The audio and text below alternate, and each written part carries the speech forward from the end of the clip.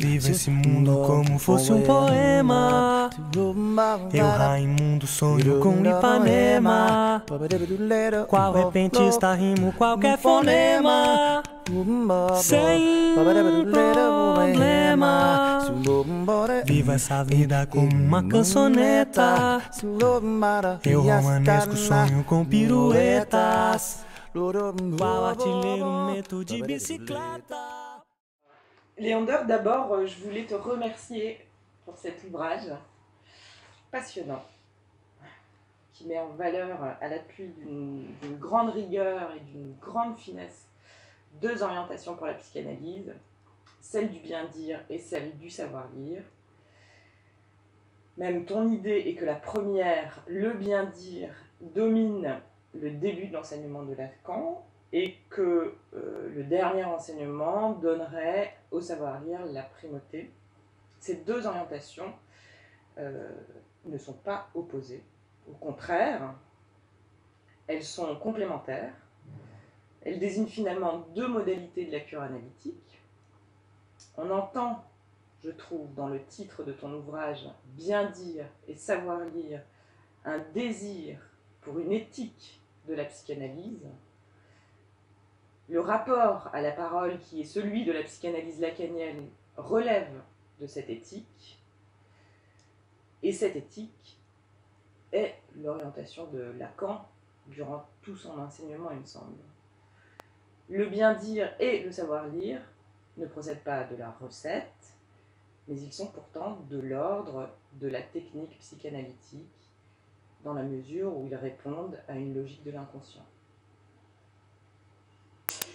Alors moi, ce que j'ai beaucoup apprécié dans l'ouvrage, c'est que tu proposes un chemin dans l'enseignement de Lacan sur le fil de la lettre, qui est quand même un concept très complexe et difficile à saisir. Donc tu pars du premier enseignement de Lacan où la lettre est liée à la question de la structure, en tant que Lacan définit l'inconscient structuré comme un langage. Et plus tard, dans les années 70, où je retiens ce moment décisif de Liture à terre, où Lacan formalise la dimension du semblant, ce qui lui permet de distinguer la lettre du signifiant. Et là apparaît alors l'affinité de la lettre avec la jouissance qu'elle localise. Et Lacan introduit la question du littoral, où la lettre dessine un bord entre le savoir et la jouissance.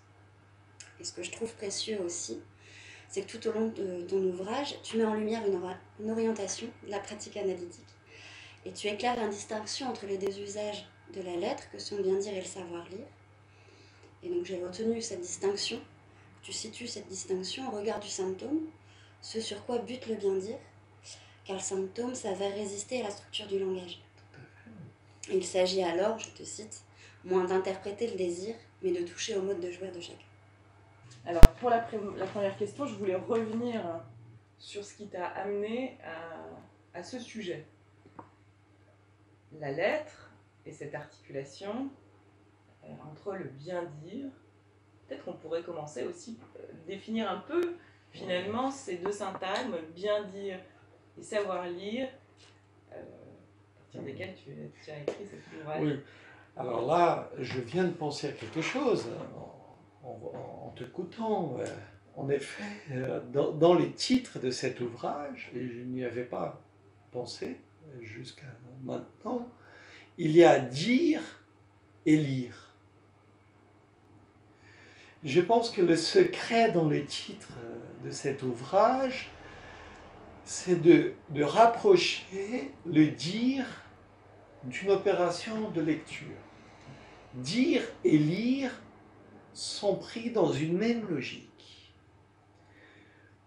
Alors, dans ma thèse, je montre ce en quoi ces deux opérations, bien dire et savoir lire, sont à la fois, comme les littorales, sont à la fois connectés et déconnectés entre eux. Mais en effet, il s'agit plutôt de repérer ce en quoi le dire relève d'une opération de lecture. c'est en quoi le dire vise la matérialité du signifiant. Lorsque l'analyste interprète, il s'agit de considérer à chaque fois la matérialité du signifiant, ce que le signifiant comporte de musicalité, comporte de sonorité. Et au fond, en effet, on ne cesse de le constater dans notre pratique. Une interprétation, comme le dit Lacan, relève des mots qui portent. Et il ne s'agit pas seulement d'articuler, de bien articuler les sens, ce que ça voudrait dire, ce qu'un symptôme voudrait dire. Au fond, il s'agit de dire quelque chose avec un certain accent. Et cet accent, il est du côté de la matérialité. Et donc, dire et lire sont, au fond, du même côté. C'est une lecture du premier enseignement à partir du dernier enseignement, d'une certaine manière. Enfin, pas le premier enseignement. Oui. L'idée du dire, la notion de dire que développe Lacan, ouais. Elle vient tardivement. Au début, on parle plutôt de sujet de l'énoncé et sujet de l'énonciation. Au moment où la linguistique était quelque chose de cher à Lacan. Au moment où il pensait que la lettre pouvait relever d'une certaine science, si vous voulez. Il se sert de la linguistique pour définir l'objet de la psychanalyse. Mais plus il avance dans son enseignement, plus cette idée des sujets de l'énoncé et sujets de l'énonciation qu'il prélève dans la linguistique donne lieu à une autre distinction qui se réfère à quelque chose du corps, à quelque chose du réel, qui est la distinction entre le dire et le dit. Ça, Lacan l'élabore tardivement dans son enseignement, lorsqu'il s'agit de définir le réel comme quelque chose qui existe. Donc là, on n'est plus dans la linguistique. Et on n'est plus... Non, enfin, on est à la limite de la logique et son au-delà. Parce que Lacan, il est pris à un moment donné, justement, dans cette idée d'usage de la lettre, il est fasciné par la logique, à un moment donné, en pensant qu'il y aurait une science du réel, en se disant que le psychanalyste pourrait prendre exemple sur la science, qui fait un maniement de la lettre en tant que hors-sens. Mais il se rend compte, à un moment donné, que finalement, pour la psychanalyse, ça ne va pas. Ça ne va pas parce que le réel auquel nous avons affaire n'est pas le réel de la science. Donc, au fond, la logique, à un moment donné, dans les tout derniers enseignements de Lacan, devient obsolète. Et là, à ce moment-là, le dire qu'il pouvait à un moment donné rapprocher de la logique mathématique devient, à mon avis, une autre chose, comme si la topologie était son dire à lui. Le dire de Lacan relevait plus de la topologie que de la logique. Hypothèse. Voilà. On touche aux limites de la logique à un moment. Bien sûr, on va... Surtout pas le rapport. Tout à fait, tout à fait. Lacan, au niveau de la logique, il essaie de cerner l'impossibilité du rapport sexuel. Mais ça ne rend pas tout à fait compte de la logique, si vous voulez, du symptôme, qui, disons, comme Lacan le vocifère, il dit, il y a de l'un. Donc certes, il y a les impasses. La logique peut rendre compte des impasses. Mais au niveau de ce qu'il y a, disons que la logique rend compte de ce qu'il n'y a pas. Mais au niveau de ce qu'il y a, eh ben, disons que, à mon avis, la logique rend ses armes. Ouais. Il y a quelque chose qui s'écrit pas. Il y a quelque chose qui s'écrit. Aussi. Il y a quelque chose qui s'écrit pas. Et là, avec la logique, Lacan le démontre, avec les formules de la sexuation. Donc, avec un usage de la lettre qui n'aurait pas de sens. Il démontre ce qu'il n'y a pas. Mais ce qu'il y a, ça ne se démontre pas. En fait, ce qu'il y a pour Lacan, c'est du côté de la contingence. On peut démontrer les impossibilités. On peut faire une démonstration de l'impossible.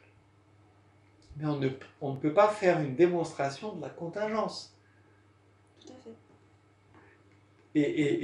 Et à mon avis, les symptômes, le savoir lire, il est branché sur ce qui, pour un sujet, se présente comme contingence.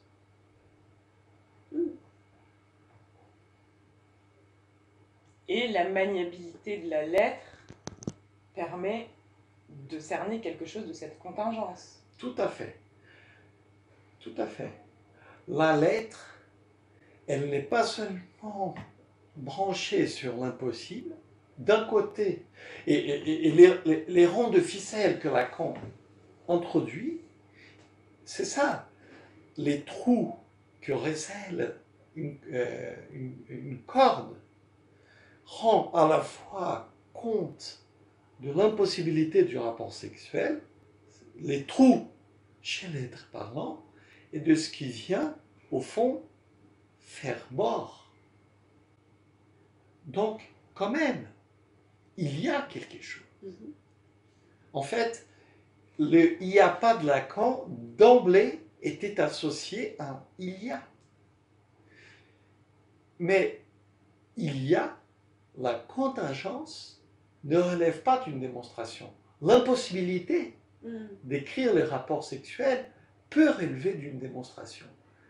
Mais ce qui est possible, enfin, ce qui est contingent pour un sujet, ça, pour le coup, relève de quelque chose qui ne serait pas de l'ordre de la logique. Et lire ce qu'il y a dans ce que disent les patients, c'est surtout lire ces traces qui existent et qui portent en elles quelque chose de l'inexistence du rapport sexuel. Comme si elles contenaient en elles les trous. Mais ce sont des traces qui existent.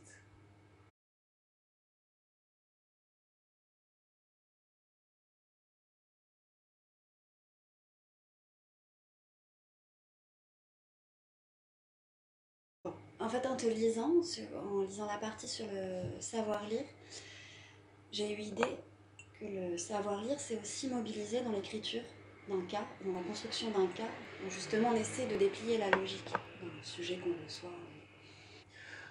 Alors, justement, savoir lire implique aller au-delà de la logique. Quand on écrit un cas, tu as bien raison, on essaye de dégager sa logique, les lignes principales. Là, on reste dans la clinique, si tu veux. En fait, avec cette perspective du symptôme, comme l'a éclairé Jacques-Alain Miller, nous sommes au-delà du cas clinique, si tu veux.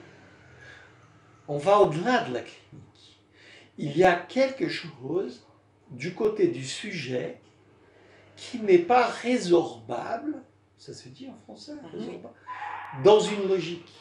En fait, il s'agit d'un effort à faire, difficile, très difficile, un effort pour aller au-delà de la logique. Et même quand on écrit un cas, ça se trouve, si l'écriture du cas a pu bien cerner ce dont il s'agit, elle transmet quelque chose de l'opacité du cas. Et d'ailleurs, souvent dans la pratique du contrôle, c'est ce dont il est question. Il s'agit de repérer la logique du cas, mais il y a quelque chose qu'on n'a pas tout à fait repéré, qui passe dans ce qu'on dit. Comme, d'ailleurs, dans la passe, si vous voulez. Lorsque quelqu'un qui estime avoir terminé son analyse se présente au dispositif de la passe, il est question de logique, évidemment, il est question de logique, mais il est question d'autre chose que la logique. Qu'est-ce qui se transmet au-delà de la logique? Au fond, il y a la raison. Dans la logique, il y a la raison.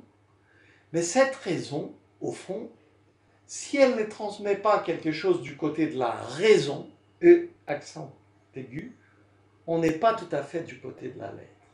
La lettre implique toujours quelque chose qui va au-delà de la raison AI, pour rejoindre la raison accent aigu. Ce que Lacan développe à la fin de son enseignement, c'est ce qu'il, à mon avis, recherchait dès le début. En fait, il cherchait une écriture de la disharmonie. Et c'est ça qui résonne. Puisque l'idée d'harmonie, ça va se faire.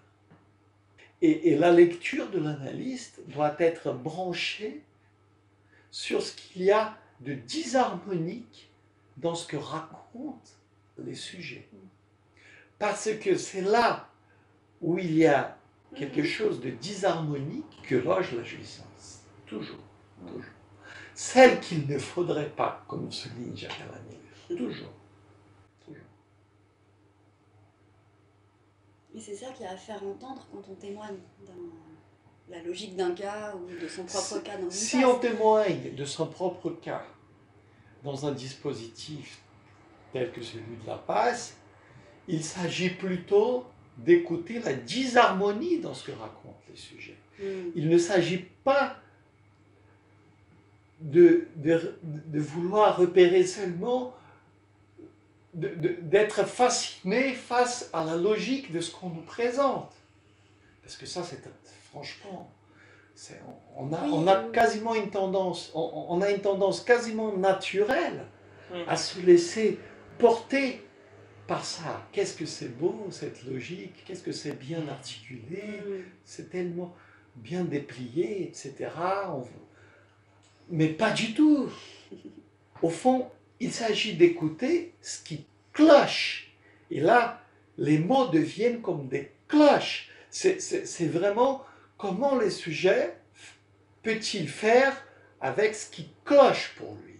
C'est ça qui résonne au fond, c'est ce qui cloche.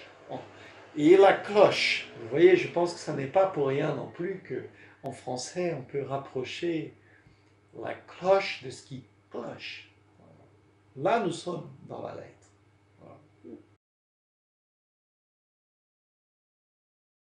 Ça m'évoque la topologie dont tu parlais tout à l'heure et ce qu'il y a de la souplesse, tout à l'heure je parlais de maniabilité de la lettre et de cette dimension presque éphémère de ce qui ne s'écrit pas. Oui. Dans ce qui s'écrit. Oui, tout à fait. Ce qui s'écrit est toujours en lien avec ce qui ne s'écrit pas. C'est ça. Au fond, le savoir-lire, il est branché là-dessus, en fait. Qu'est-ce qui peut s'écrire pour un sujet? On ne peut le savoir qu'à partir de ce qui ne s'écrit pas pour ces sujets. Parce que c'est toujours bizarre. À partir du moment où il y a quelque chose qui s'écrit, ça n'est jamais tout à fait ce qu'on avait voulu. Ce qu'on a voulu, c'est toujours du côté de l'imaginaire. Ce qu'on a projeté. C'est dont on a rêvé, si vous voulez. C'est toujours du côté de l'imaginaire. Mais l'imaginaire, à la fin de l'enseignement de Lacan, il retrouve une place tout à fait primordiale, mais ça n'est pas l'imaginaire de la sphère, de l'harmonie. C'est un imaginaire qui fait place à la disharmonie. Les Neuroméens, c'est ça. C'est l'imaginaire, une monstration de ce que ça pourrait être, un signifiant qui pour le coup n'est pas que du côté du symbolique, comme à l'époque de l'instance de la lettre.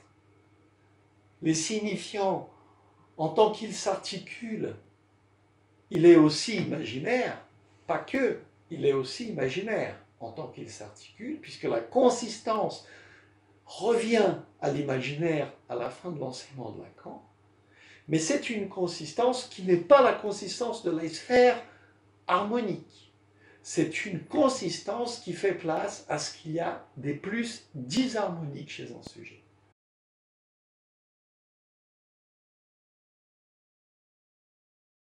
Évidemment qu'il ne s'agit pas seulement de jouer sur un double sens. Ça serait très pauvre. Et de toute façon, ce n'est pas ce à quoi nous avons affaire. On est face à des sujets qui souffrent. Nous ne sommes pas là pour faire des jeux de mots, pour produire des équivoques sur les sens. Là où la résonance est disharmonique, et toujours disharmonique dans l'interprétation, on pourrait même en faire comme un leitmotiv de l'interprétation. L'interprétation disharmonique.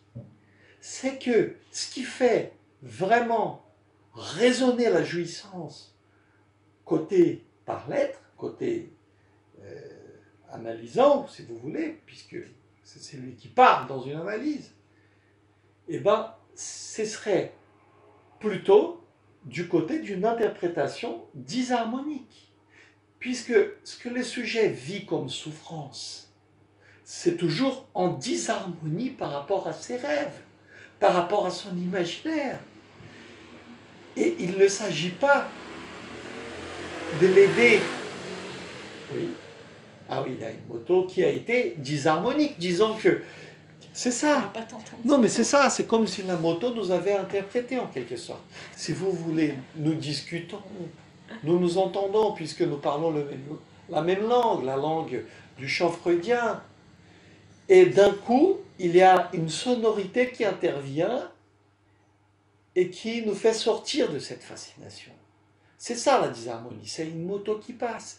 C'est quelque chose qui vient d'un coup réveiller, te réveiller de cet effet d'endormissement et de fascination. Du sens. Du sens, exactement. Oui. Oui. Et la lettre, donc c'est là où on va plutôt dans les savoirs lire. Quand on parle d'accord entre les signifiants et la jouissance, il me semble que nous sommes plutôt du côté du bien dire. Mais lorsqu'on nous regardons à la loupe les savoirs lire, qui est de toute façon connecté et déconnecté au bien dire, là, c'est comme si nous mettions en lumière quelque chose du désaccord et accord en même temps, disjonction et jonction en même temps, entre le réel et le symbolique. C'est un accord, mais cet accord ne fait pas harmonie. Ouais. C'est ça qui est très bizarre. C'est un accord, ça peut aller ensemble comme par miracle, le miracle de la contingence, ça peut aller ensemble à condition que ça ne sonne pas harmonique à l'oreille. Nous avons affaire que ça. C'est ça. C'est tous les sujets qui viennent en analyse viennent parce qu'il y a quelque chose de dissonant dans leur vie. Quelque chose qui dérange. Quelque chose qui dérange, et nous ne sommes pas là pour faire en sorte que cette chose-là devienne harmonieuse. Et guérisse. Tout à fait. La guérison rêvée, ce serait de retrouver l'harmonie entre les signifiants et la jouissance. Alors que l'accord possible entre les signifiants et la jouissance, comme deux rangs de ficelle. J'en ai déjà parlé. Dans les nœuds borroméens, les ronds de ficelle ne s'articulent pas par deux. Si tu regardes les ronds de ficelle, ils sont toujours entre eux, désarticulés entre eux. Les deux ne font pas rapport. Disons que l'harmonie, ça serait le rapport entre l'un et l'autre, entre deux. Et ce qu'on découvre, c'est qu'il peut y avoir une consistance, il peut y avoir, les choses peuvent-elles tenir ensemble à condition que ça reste disharmonique. Et le symptôme, c'est la note disharmonique, disons, dans les nœuds qui tient, dans les nœuds borroméens qui nous semblent si harmoniques, les trois qui tiennent ensemble. Eh bien, non.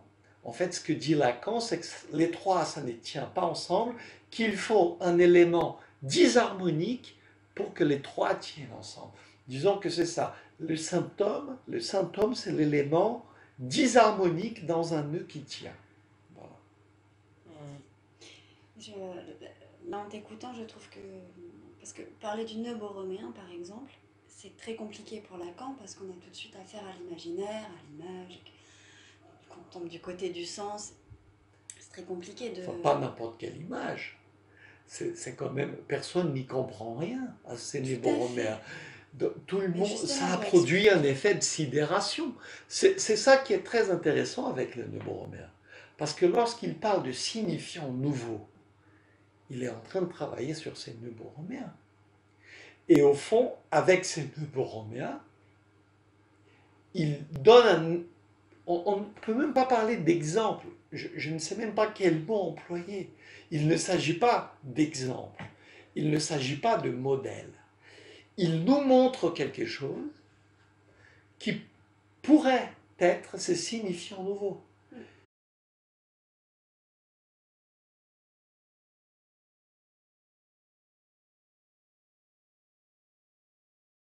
Qui n'est pas du côté du sens, puisqu'on n'y comprend absolument rien, et pourtant, on est là, accroché. Ça nous accroche. Il produit quelque chose qui nous accroche sans qu'on y comprenne absolument rien.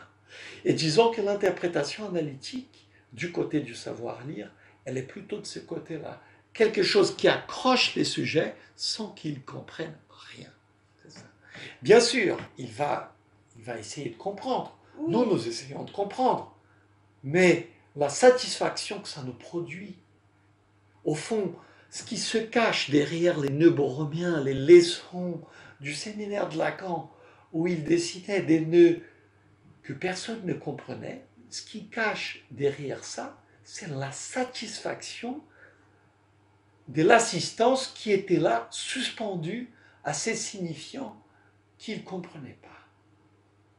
Et à mon avis, c'est ça qu'il a pigé, Lacan, qu'on peut accrocher un sujet sans qu'il y comprenne ce pourquoi il est accroché.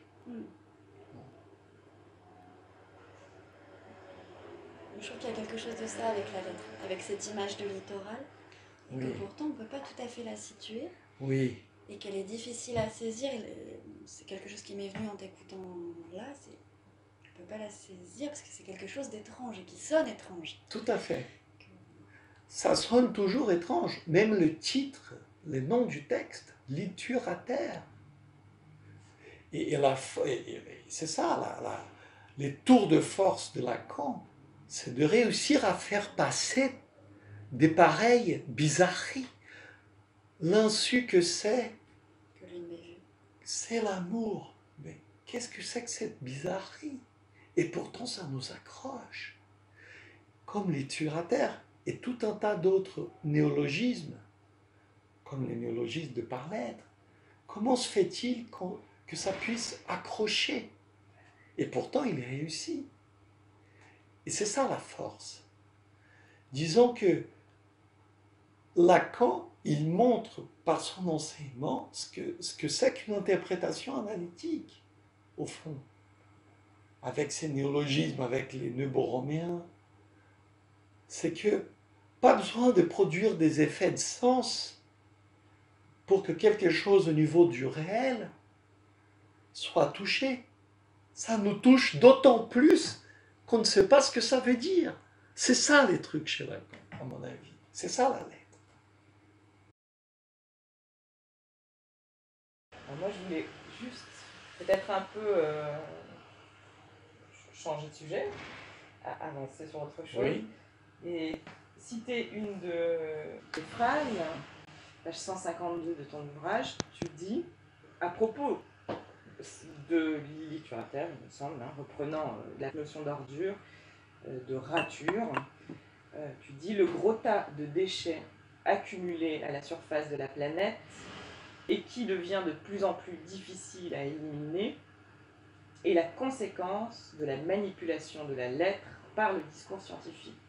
Oui. Alors, ça m'intéressait, ça m'amusait de peut-être, je sais pas, te poser la question de savoir si on pourrait envisager l'un des aspects de la crise écologique d'aujourd'hui comme un effet de la lettre. Ah ben certainement, c'est les discours de la science associés au discours capitaliste, comme l'a démontré Jacques-Alain Miller. Mais là, pour le coup, nous ne parlons pas de la même lettre, puisque là où la science, disons, fait preuve d'un déni, si vous voulez, c'est que les scientifiques, certains scientifiques, estiment que l'usage de la lettre, l'usage qu'ils font de la lettre, n'est pas en rapport avec leur propre jouissance. Comme si on pouvait faire un usage de la lettre qui exclut les sujets. Un usage de la lettre qui pourrait produire des équations universelles sans que ça soit en lien avec la jouissance de ceux qui ont produit ces équations.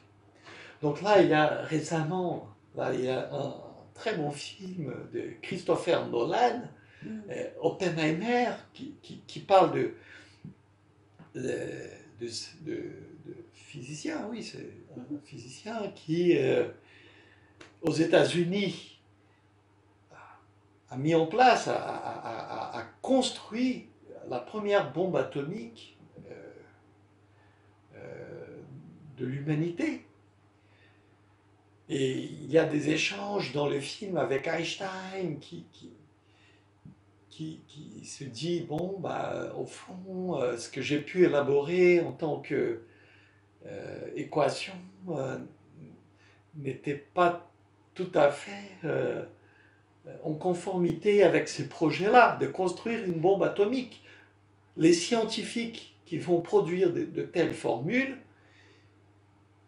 ils les produisent comme si il n'y avait aucun rapport à la jouissance derrière. Et ce qu'on voit avec la construction de la bombe atomique, c'est qu'on peut parfaitement se saisir de cet usage de la lettre en tant que dénué de sens dans les mathématiques pour donner libre cours à sa jouissance, à la pulsion de mort, si vous voulez. Là, pour le coup, le discours de la science travaillant pour la pulsion de mort, au service de la pulsion de mort. Et c'est ça aussi, les déchets qu'on envoie aujourd'hui dans l'espace. C'est que, là, pour le coup, il y a une telle jouissance,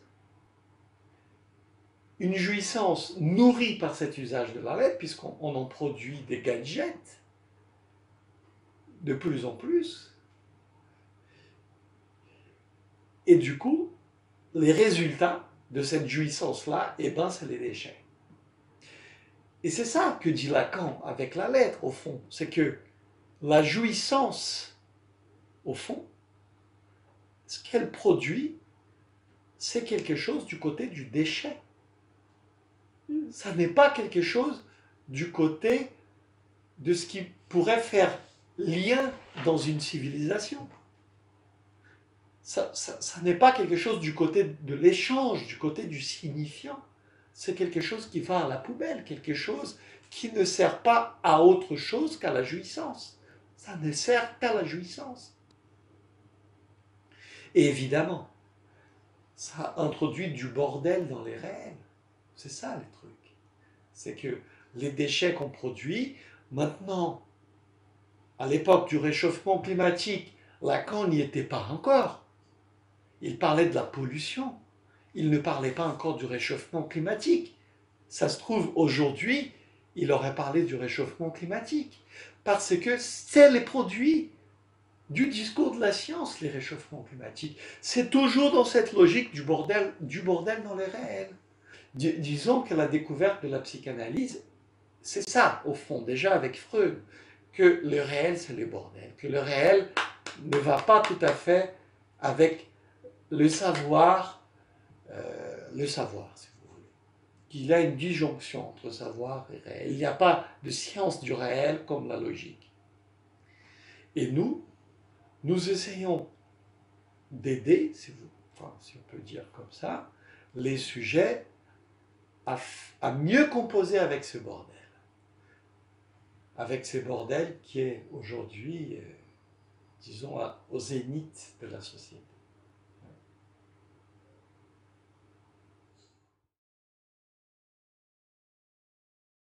Alors, ce qui est intéressant, c'est que là, disons, je suis interviewé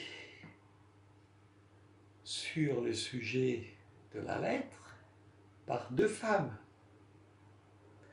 Alors, il est question de ça aussi chez Lacan. L'effet féminisant de la lettre, tout à fait. Tout à fait. Il y a quelque chose du côté du féminin qui se rapproche plus de cet usage de la lettre que le côté universalisant masculin.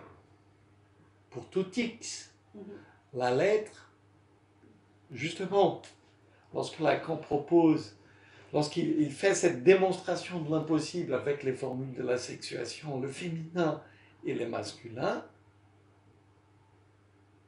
eh bien, c'est aussi l'occasion de démontrer ce en quoi la lettre n'est pas du côté de ce qui fait universel, que la lettre n'est pas du côté du pour tout X, que la lettre c'est toujours du côté de ce qu'il y a des plus singuliers chez un sujet.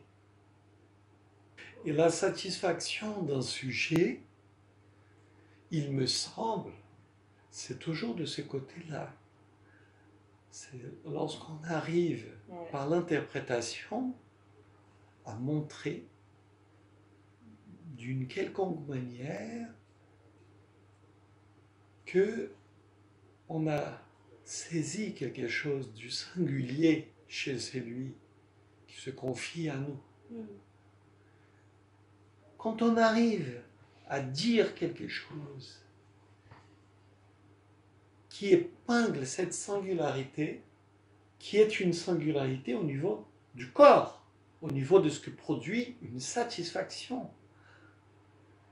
On repère que l'interprétation a fait mouche, qu'elle a touché quelque chose, qu'elle a fait sonner la cloche du singulier. Disons que, au fond, savoir lire, c'est ça, c'est faire sonner la cloche du singulier.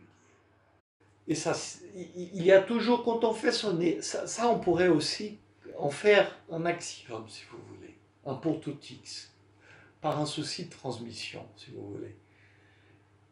Faire sonner la cloche du singulier produit toujours un effet de sidération. Parce que c'est toujours là où on s'y attendait le moins. Toujours.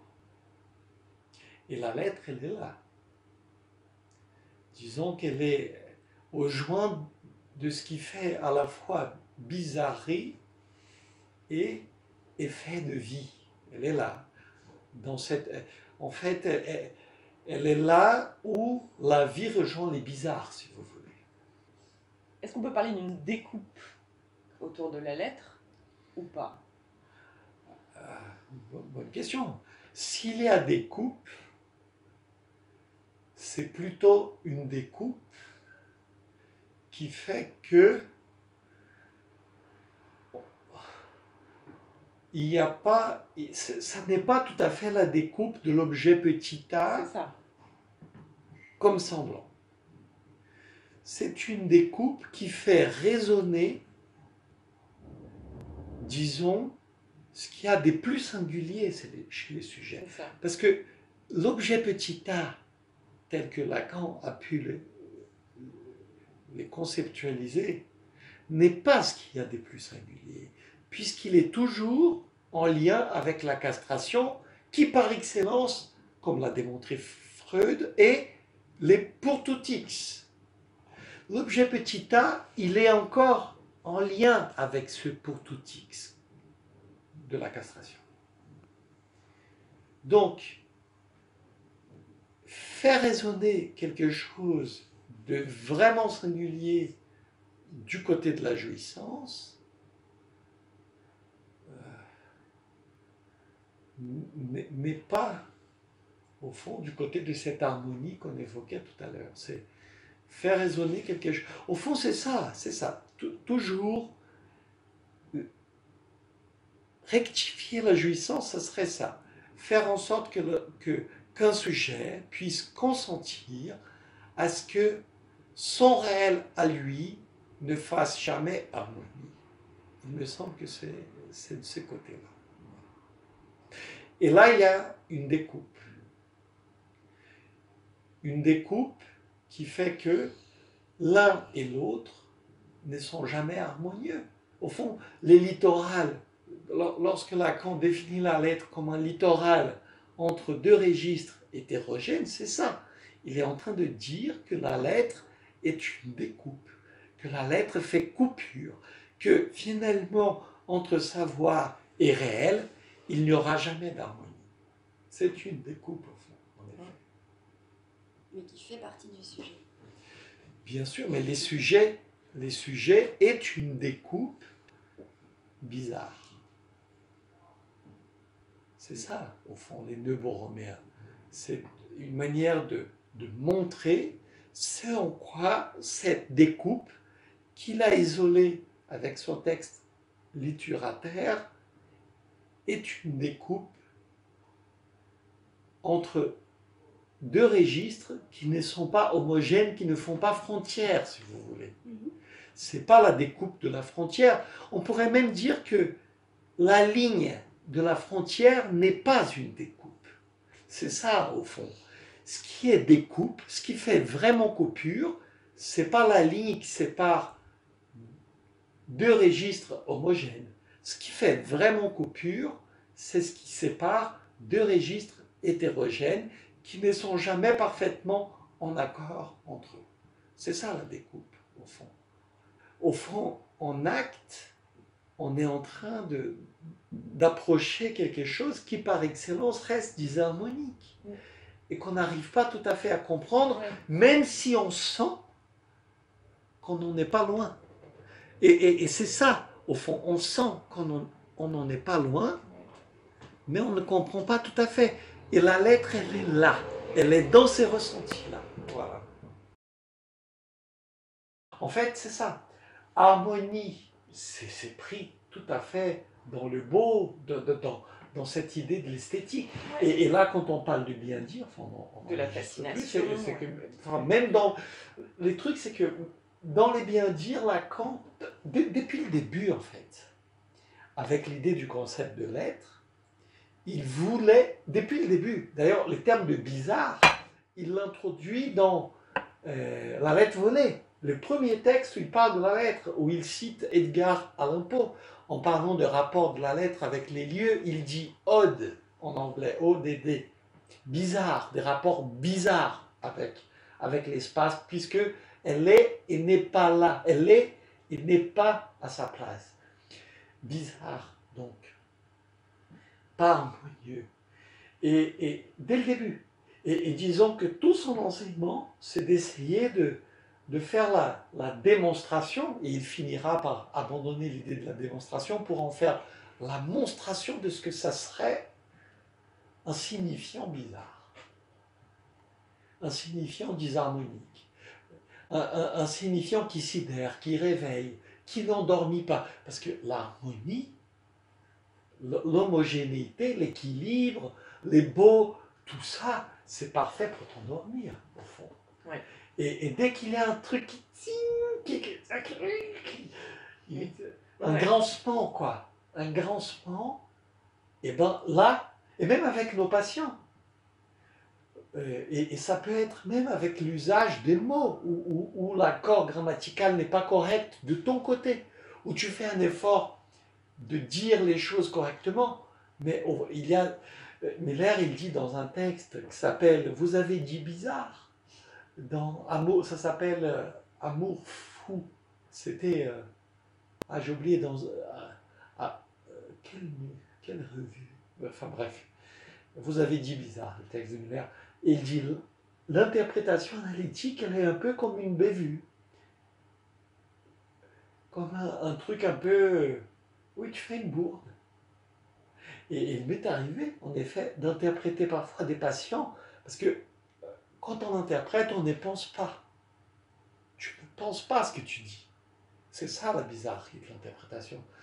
Tu interprètes lorsque tu acceptes de dire des trucs qui ne sont pas beaux, de dire des trucs qui ne font pas très sens, de dire des trucs qui sont un peu chelous. C'est ça l'interprétation analytique. Vous avez dit bizarre, ça c'est un texte de Miller excellent. C'est souvent pas très beau une analyse. Ah, c'est pas beau du tout.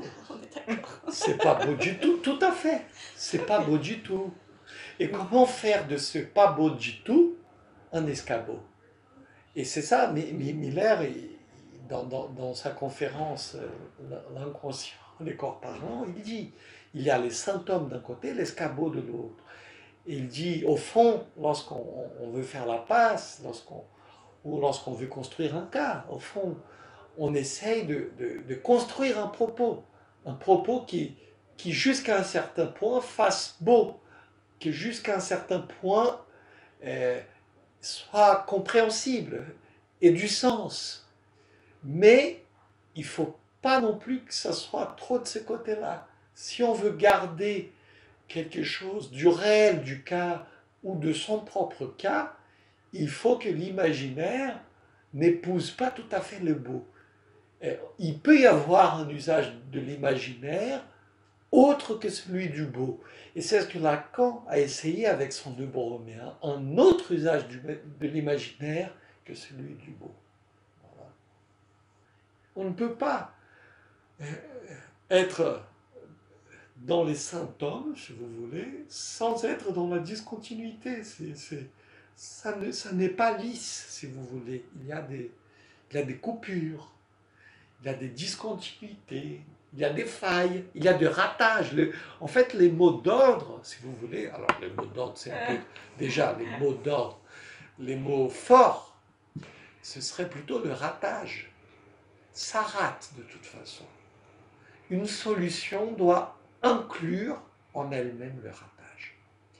Et c'est ça qui n'épouse pas les idéaux de l'époque aujourd'hui. C'est que aujourd'hui, il faut que ça marche. On va faire appel à des coachs, etc., l'évaluation, pour mettre en place un protocole qui garantisse l'efficacité, les bons fonctionnements du truc. Mais pour nous, on ne peut pas se passer du ratage. Le ratage, il n'y a pas que le ratage, mais si on veut faire avec le réel, eh ben, on doit composer avec cette dimension du ratage. Et la lettre, elle est là, composer avec le ratage.